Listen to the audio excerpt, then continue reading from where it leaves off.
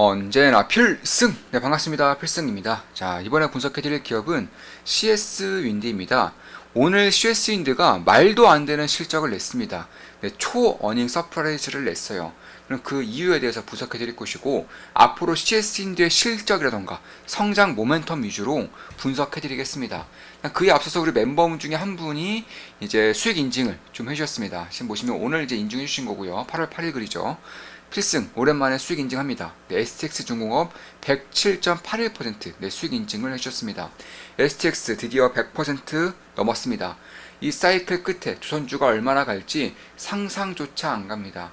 그때까지 필승님과 함께 갔으면 하는 마음입니다. 이렇게 좀 말씀해 주셨고, 저는 이렇게 답변 드렸습니다. 잘하고 계십니다. 복리로 수익 쌓아가면서 사이클 끝까지 먹을 생각입니다. 더욱 정진하겠습니다. 네, 수익률이 100%가 넘어가게 되면 그때부터는 복리 수익이 팍팍 쌓이게 되어 있어요. 주가로는 10%밖에 안 올랐지만 내 계좌 대비로는 20%가 오르는 효과가 100% 수익부터 나타나기 때문에 그때부터는 복리 효과가 팍팍 쌓이게 됩니다.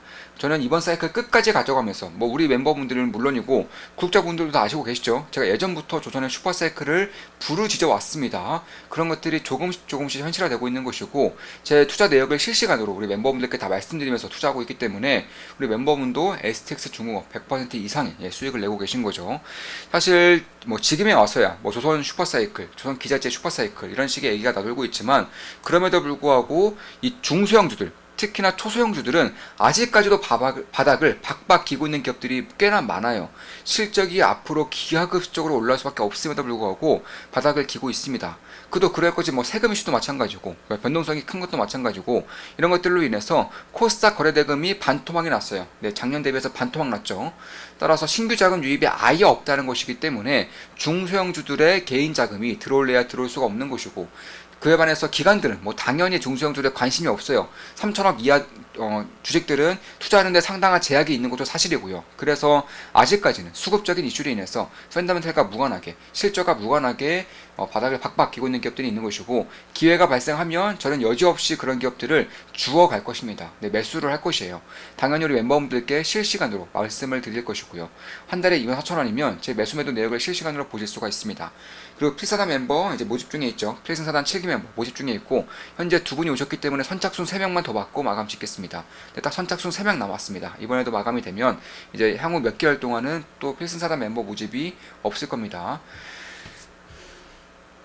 자, 그럼 다시 CS인드에 대한 본론으로 넘어와서 실적이 얼마나 찍혔길래 이런 식의 좀 초원인 서프라이즈라고 할 수 있냐 한다면 매출이 올해 2분기 실적입니다. 연간 실적이 아니에요. 올해 2분기 실적만 하더라도 8,500이 찍혔고요. 그리고 영업이익이 1,300억이 찍혔습니다. 그리고 당기순이익이 약 1,000억이 딱 찍혔어요. 자, 그러니까 매출액이 8,500인데 영업이익 1,300억, 순이익이 1,000억이 찍혔다는 거예요. 영업이익률은 10%를 훌쩍 15% 가까이 뛰어넘고 있다는 것이고 사실 제가 보는 것들이 이런 거예요. 대세 상승장에 탔을 때 상승 사이클을 탔을 때 그 전에 영업이익률을 훌쩍 뛰어넘는 영업이익률이 발생할 경우 매출액의 성장과 더불어서 실적의 퀀텀 점프가 발생하는 경우가 꽤나 자주 발생을 합니다. 물론 이 CS인 같은 경우는 일회성 수익이 어느 정도는 껴있다곤 하지만 일단 영업이익률 자체가 10% 가까이 나왔다는 것만으로도 괄목할 만한 일이라고 저는 보고 있는 거예요. 그도 그럴 것이 자 보시면 CS인드가 올해 매출 그런 목표치가 3조였어요. 올해 3조고요. 그리고 3년 뒤 2017년 기준으로는 5조, 2030년 기준으로는 10조입니다. 그럼 여기서 자 벌써 영업이익률이 10% 가까이 찍히고 있어요. 참고로 해상풍력 같은 경우, 풍력시장 같은 경우는 제가 주구장창 말씀드리고 있지만 내년부터 개화를 합니다. 내년부터 본격적으로 개화하기 때문에 사실 실질적인 실적이 찍히는 연도는 내년부터예요. 올해가 아니라는 겁니다.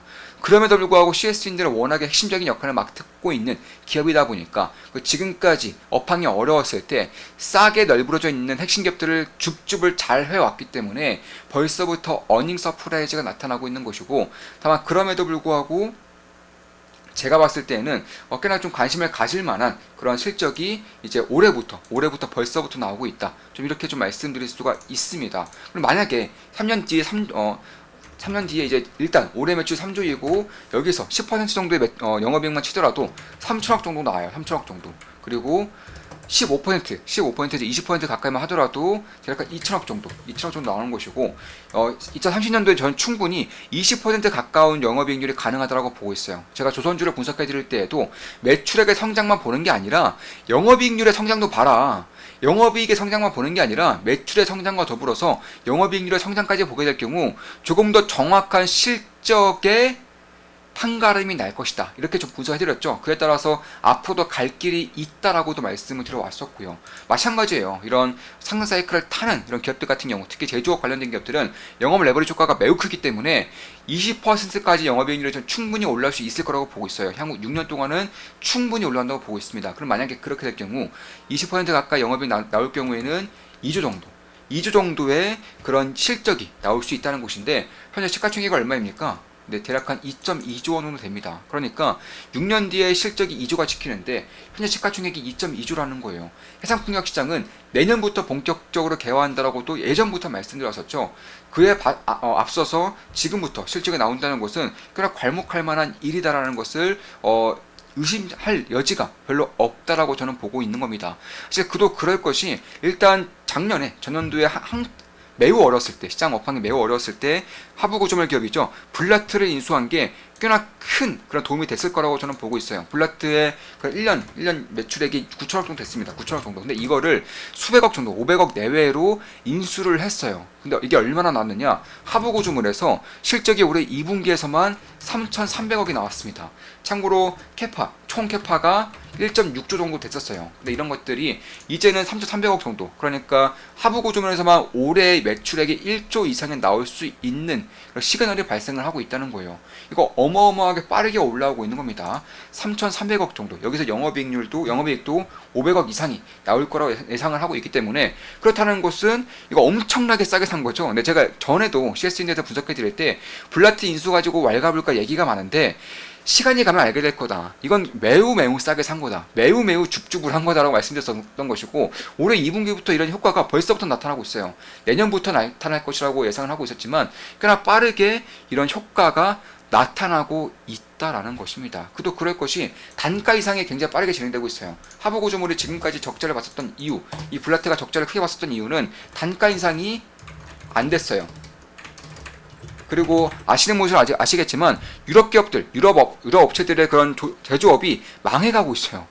능력도 없어요. 그러니까 기업 자체에 대한 외부 환경 자체가 워낙에 안 좋아지는데 경영진들의 능력이 바닥을 치고 있습니다. 이에 따라서 납기 문제가 상당히 심각했어요. 여기서 큰 적자가 발생할 수밖에 없었던 것이고, 이로 인해서 CS인드가 줍줍을 할 수 있었던 것인데, 이게 올해 2분기에 벌써부터 3천억 이상의 매출이 나온 것이고 500억가량 500억가량의 영업이익이 벌써부터 찍히고 있다는 것입니다.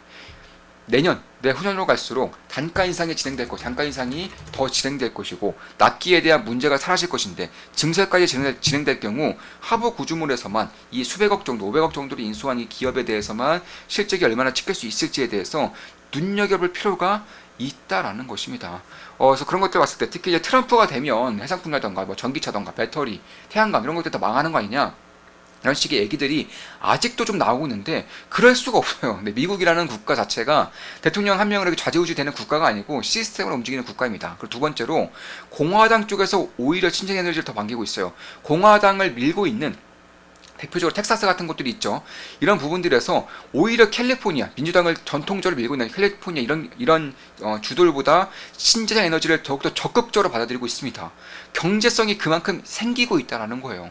그래서 그런 것들을 본다고 하더라도 특히 데이터 센터에 대한 그런 전력 수요가 꽤나 가파르게 올라오게 되면서 데이터 센터 해상 쪽에 있는 것들은 대부분의 해상 풍력이 깔립니다. 해상 쪽에 있는 데이터 센터들은 대부분의 해상 풍력이 깔리고 데이터 센터의 거의 절반 이상이 해상 쪽에 깔려 있다는 것만 보더라도, 이런 것들을 봤을 때 앞으로 해상 풍력 시장이 얼마나 커질 수 있는지, 특히 풍력이 아니라 해상풍력, 바다에서 설치할 수 있는, 따라서 땅에 대한 땅 주인이 수천 명 이렇게 있으면 당연히 어렵겠죠. 그리고 마을 근처에서 당연히 어렵겠고요. 그런데 민간인들로부터, 이런 민원으로부터 상당히 자유로운 해상 쪽에 있는 것들 같은 경우에는 이 속도가 송전망만 깔리면 상당히 빠르게 이루어질 수 있기 때문에, 물론 송전망 이슈가 있죠. 근데 제가 주목하는 점은 송전망 이슈가 있어서 여전히 쇼티지 상황이 발생하고 있기에 변압기, 전선이 아직까지도 깔리고 있지 않아서 신재에너지에 대한 그런 괄목할 만한 성장성이 나타날 시기가 아님에도 불구하고 이 정도의 매출액과 이 정도의 실적을 냈다는 것 자체가 저는 꽤나 주목할 만한 부분들은 분명히 생기고 있다, 이렇게 보고 있는 것이고, 특히 신재생 에너지를 바라볼 때 가장 먼저 신경 써야 되는 것들이 실적도 실적이지만 금리예요. 금리 인하가 다가오고 있지 않습니까? 금리가 인상될 경우에는 초창기 때 매우 많은 돈을 써야 되는 신재생 에너지는 당연히 쥐약일 수밖에 없어요. 한번 설치를 하고 나서는 상당히 저렴한 가격으로 전력을 뽑아낼 수 있겠지만 일단 설치를 하는 그 시작점에서 많은 돈이 들기 때문에 금리의 영향을 매우 크게 받습니다. 상환계수가 0.9가 넘어요. 오히려 바이오 제약보다도 더 많은 영향을 받는 쪽이 신재생 에너지, 해상풍력, 태양광 이런 쪽이라는 말입니다. 지금까지 금리 인하 사이클로 인해서 수혜를 받는 쪽이 바이오 제약이다, 이런 얘기 많은데 아직까지는 신재생 에너지에 대한 관심이 그렇게 큰질 않는 것 같아요. 제가 봤을 때는 이쪽도 좀 지켜볼 필요가 있는 것이고, 물론 저 역시나 CSND를 투자하고 있어요. 최근에 매수를 했고요. 현재 약간의 수익을 내고 있습니다. 약간의 수익을 내고 있기 때문에 절대 매수 추천 리딩은 아닌 거 다들 알고 계시죠? 참고하시면 되겠습니다. 따라서 정책 불확실성이라던가 혹은 이런 공급망 차질, 그러니까 그리드 연결 이런 것들에 대해서는 여전히 노이즈가 있는 것은 맞지만, 그럼에도 이 정도의 실적이 나왔다는 것만으로도 괄목할 만한 시그널이 보인다는 것을 말씀드려왔고요. 그리고 금리 인하 이슈가 있기 때문에 바이오 제약보다 오히려 큰 그런 수혜를 보는 쪽이 바로 신재생 에너지 쪽입니다. 그래서 그런 것들도 염두에 둘 필요가 있는 것이고, CS인데는 글로벌 압도적인 1위 그런 해상 풍력 구조재 이제 타워 기업이기 때문에 벨사스, GE 이런 기업들과 당연히 세계 1, 2, 3등 기업들과 당연히 협약을 맺고 있는 것은 당연한 것이고, 특히 호주라던가 사우디에서 CS인드에 손짓을 하고 있어요. 사우디 같은 경우는 저리 2% 이하의 금리로 대출을 다 해줄 테니까 우리나라 와서 공장 좀 지어줘라. 사우디에서도 사실 녹색 수소를 해야 되는 시기가 오고 있기 때문에 녹색 수소는 신재생 에너지를 통해서 수소를 생산을 해서 그 수소를 수출하고자 하는 거예요. 지금 원유를 수출하는 거랑 똑같은 겁니다. 따라서 해상풍력을 좀 깔고자 하는데 가장 먼저 손길을 내민 게 바로 CS인디라는 거예요. 호주 같은 경우도 벨사스가 먼저 손길을 내밀었어요. CS인디야 나 벨사스인데 세계 1위 그런 해상풍력 타워 기업이죠. 해상풍력의 그런 터빈 기업입니다. 터빈 기업인데 CS인도 함께 가기 위해서 호주에서 일단 벨사스에 그런 손을 내밀었고, 벨사스가 함께 가고자 하는 그런 기업으로 CS인을 내민 겁니다. 이런 거죠. 김태호 PD가 유재석에게 이제 손을 내밀었습니다. 같이 프로그램 하자. 유재석이 박명수 같은 이제 가장 잘 맞는 연예인들을 끌고 오는 것과 비슷하다고 보시면 되겠습니다. 그래서 이런 것들 봤을 때에도 결국에는 터빈 기업들보다 오히려 더 독점적인 역할을 맡고 있는 게 이런 타워 기업, 하부 구조물 기업, CS인드 이런 기업들이기 때문에 그런 것들을 지켜볼 경우에는 꽤나 눈여겨볼 시기가 오고 있다는 것이고, 이미 전 세계적으로 거의 8개국 이상에서 공장을 가지고 있고 법인을 가지고 있기 때문에 미국뿐만 아니라 미국의 이런 세금 지원뿐만 아니라 유럽이면 유럽, 동남아면 동남아 이런 식으로 각각의 거점을 갖고 있는 만큼 앞으로 해상풍력 시장이 커지면 커질수록 가장 크게 수혜를 받을 수 있는 기업 중 하나가 바로 CS인드라고 저는 보고 있는 것입니다. 지금부터는 지켜볼 필요가 있다고 보고 있어요. 내년부터 본격적인 개화를 저 역시나 예상을 해왔지만 CS인드는 일단 먼저 좀 뛰고 있는 것 같아요. 주도 섹터이기 때문에, 주도주의이기 때문에, 핵심 기업이기 때문에 그렇다는 것을 알 수 있는 것이고, 내년부터는 본격적으로 개화를 할 거예요. 따라서 올해 이상의 실적이 내년부터 퀀텀 정보에서 찍힐 것이고, 그런 것들을 감안했을 때 현재 시가총액과 비교했을 때 어느 정도의 저평가 영역이 있는지, 얼마 정도의 시장에 관심을 받을 수 있을지에 대해서 관심을 가져올 만하다라는 것입니다. 자, 이것으로 방송 마치겠습니다. 지금까지 CSN에 대한 분석이었고 해상풍력 위주로 분석을 해드렸습니다. 앞으로도 좋은 분석, 좋은 기업 분석으로 찾아뵙겠습니다.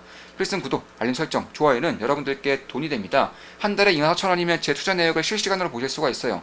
자, 제가 알고 있는 모든 것들을 전수해드리는 필승 사단 멤버 모집이 있습니다. 선착순 3명만 더 받고 마감 지을 겁니다.